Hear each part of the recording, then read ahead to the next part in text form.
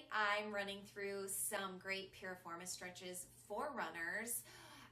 Piriformis, again, is a muscle that tends to get very tight. It can be a hard one to stretch, and so I wanted to show some of my favorite stretches that have really helped me when my piriformis is tight, which is pretty much anytime I'm training for something. So the first one I want to show you is the Lord of the Fishes pose. It's actually probably my go-to piriformis stretch. What I am going to do is bring one foot to the outside of my hip. My other foot is coming to the outside of the bottom knee, and then you twist into the knee that's on top. And think about pulling your knee in, even towards your armpit, in towards your rib cage. And the more you pull it in, the deeper the stretch you're going to get in your piriformis. So that is a really, really awesome one. Make sure that you hold on both sides for equal amounts of time to make sure that you're not developing any imbalances in flexibility, which can then turn to imbalances in your running stride, which can then lead to further problems. So that is a variation of Lord of the Fishes pose. Another great one is cow face pose, or the leg variation of that. So I'm going to start in a similar way with one heel towards my seat, or you can scoot it out a little bit if your hips are really tight. What I'm going to attempt to do is stack my knees. I am relatively open through my hips for a runner because I'm a yoga teacher, and so I'm able to do this. You may not be able to do this.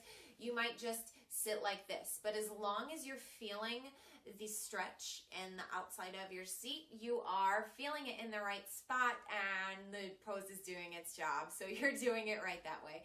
And again, make sure to switch sides and do the same thing on the other side. If you're really tight, or just another variation of that, you can actually do that as a reclining pose, where you take your legs in the same orientation but lying on your back, and then you are able to grab onto your legs and pull it in. I'll show that real quick. So again, similar pose, different variation, where I'm holding onto the outside of my legs to help pull them in, to help stretch the outside of my hips. And it does pretty much the same thing. And in terms of seated stretches, there are also variations on pigeon pose, which can also help open up the outer hips and get into that piriformis. One would be, it's a somewhat of a variation called square pose, or sometimes it's called firelog pose. Trying to bring your bottom leg, or the leg that's going to be on the bottom, to a 90-degree angle, and then you can take your other leg, stacking it on top. If you're tight, slip something under the top knee. So slide a blanket under there, a pillow, or if you happen to have a yoga block, that's perfect too. Just something to help support the top leg, and make sure you're keeping your top foot flexed. That helps to support the ankle. You don't want your ankle to start bending in. That's actually pretty dangerous. So keep your ankle nice and straight, and that again will help get into the hip. But that is a pretty intense version. Another thing you could do in terms of a reclining version would be a reclining pigeon, where you make a figure four. So I have my left ankle on top of my right thigh, just below the knee. I'm going to reach through and either grab a hold of my thigh or my shin, flexing both feet, pulling in, and that again is going to help kind of stretch some of the same outer seat muscles.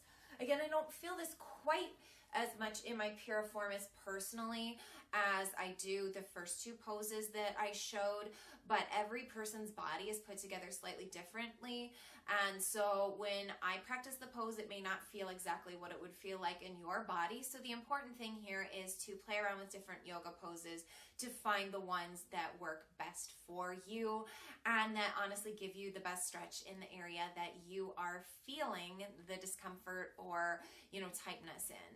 And always do like to mention, with stretching, especially with runners don't like to do anything halfway. I like to go at least 100%, if not 150%. But in yoga, that can be kind of dangerous.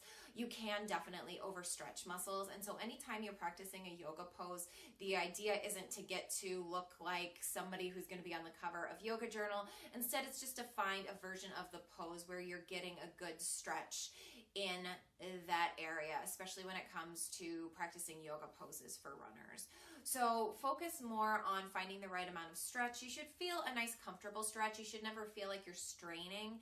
If you feel like you're working really hard to get in the pose, then back out a little bit. Don't quite pull so hard, and find that nice happy spot. Actually, your body will open up a lot more than if it feels like it's straining, then things kind of lock up. But yeah, I hope you found those tips helpful.